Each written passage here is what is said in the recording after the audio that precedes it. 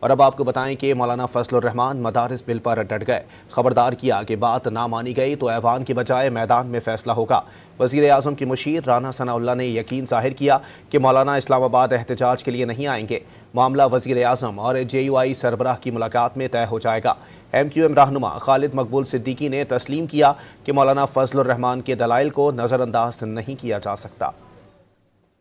مولانا فضل الرحمان مدارس بل پر اپنے موقف سے پیچھے ہٹنے کو تیار نہ ہوئے۔ قومی اسمبلی میں بھی سخت موقف اپنا لیا۔ ایوان میں خطاب کرتے ہوئے بل پر صدر کے اعتراضات کو آئین سے ماورا قرار دے دیا۔ اتفاق پارلیمنٹ کا ہوا ہے۔ اب صاحب کہتے ہیں کہ صاحب IMF اور فلاں فلاں وہ پاکستان کے ساتھ تعاون چھوڑ دیں گے، اس کی مدد نہیں کریں گے، ناراض ہو جائیں گے۔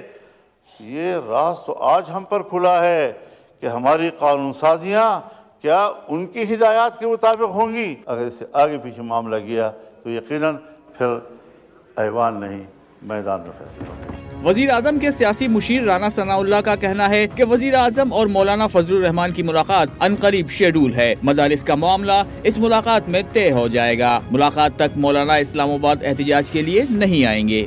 دونوں اطراف تھوڑا سا جو ہے نا وہ ٹرسٹ ڈیفیسٹ ہے، تو میرا خیال ہے کہ جیسے ہی پرائم منسٹر صاحب کی میٹنگ ہوگی مولانا سے تو میرا خیال ہے کہ وہ سیٹل ڈاؤن ہو جائے گا۔ کیا گارنٹی ہے کہ اگر آج مطلب یہ معاملہ طے نہیں پاتا تو وہ اسلام آباد آنے کا اعلان نہ کر دیں؟